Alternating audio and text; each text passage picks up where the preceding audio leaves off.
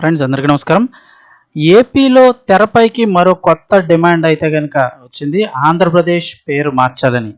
రీసెంట్గా కేరళ పేరు అయితే కనుక మార్చారు. కేరళ రాష్ట్రానికి కేరళంగా పేరు అయితే మార్చడం జరిగింది. ఇప్పుడు ఏపీకి కూడా ఆంధ్రప్రదేశ్కి కూడా పేరు మార్చాలని డిమాండ్ తెరపై కొత్త డిమాండ్ అయితే కనుక తెరపైకి వచ్చింది. అసలు ఏ పేరు మార్చాలనుకుంటున్నారు ఏంటి వివరాలు తెలుసుకుందాం. అసలు ఈ డిమాండ్ చేసింది ఎవరు, కంప్లీట్ డీటెయిల్స్ తెలుసుకుందాం. వీడియో పూర్తిగా చూడండి, అలాగే తప్పకుండా లైక్ చేయండి. మరిన్ని అప్డేట్స్ కోసం ఛానల్ని సబ్స్క్రైబ్ చేసుకోండి. ఆంధ్రప్రదేశ్ పేరు మార్చాలి, తెలుగుదనం మన రాష్ట్రం పేరులోనే లేదు అంటూ ప్రముఖ ఆధ్యాత్మిక ప్రవచనకర్త గరికిపాటి నరసింహారావు గారు అయితే డిమాండ్ చేశారు. కేరళ రాష్ట్రం పేరు మార్చడానికి కేంద్ర కేబినెట్ ఇటీవలే ఆమోదం తెలిపిన సంగతి తెలిసిందే. రాష్ట్రం పేరు మార్చే విషయమై కేరళ అసెంబ్లీ ఇప్పటికే పలుమార్లు తీర్మానాలు చేసింది.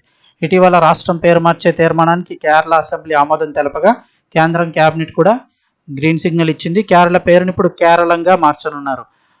ఇప్పుడు ఇదే బాటలో ఆంధ్రప్రదేశ్ పేరును కూడా మార్చాలనే డిమాండ్లు వినిపిస్తున్నాయి. ప్రముఖ ప్రవచనకర్త గరికిపాటి నరసింహారావు గారు సైతం ఇదే డిమాండ్ చేశారు.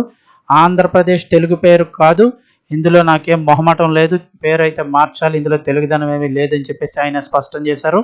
కేరళ వాళ్ళకు ఉన్న భాషాభిమానం, రాష్ట్రాభిమానం మనకు లేదు.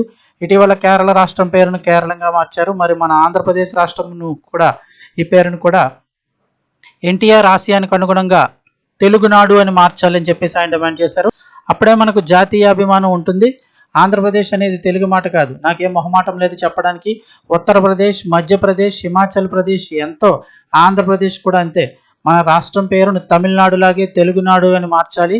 ఒక సున్నా లేకపోతే కేరళ వాళ్ళు ఇబ్బంది అయింది వాళ్ళకి. మా రాష్ట్రం మా భాష మార్చాల్సిందే అనుకున్నారు. కేరళ పేరును కేరళంగా మార్చుకున్నారు.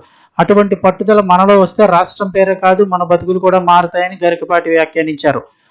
ఇందుకు సంబంధించిన వీడియో సోషల్ మీడియాలో ఇప్పుడు వైరల్ అవుతోంది. అమలాపురంలో నిర్వహిస్తున్నటువంటి 3వ ప్రపంచ తెలుగు మహాసభల్లో ప్రసంగిస్తూ గరికపాటి నరసింహారావు గారు ఈ వ్యాఖ్యలు చేశారు.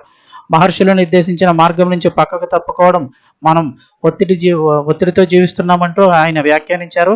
తల్లి కడుపుల నుంచి బయటకు వచ్చింది మొదలు చనిపోయేంత వరకు ప్రతి ఒక్కరు ఆందోళనలోనే ఉంటున్నారని ఆయన అన్నారు. ఆత్మసిద్ధి పొందడం కోసం 1వ తెలుగు వాచకంలోనే 4 మాటలు పెట్టారన్నారు. 5వ తరగతి వరకు తెలుగు మాధ్యమం తప్పనిసరి చేసినప్పుడు మాత్రమే తెలుగు భాష బ్రతుకుతుందన్నారు.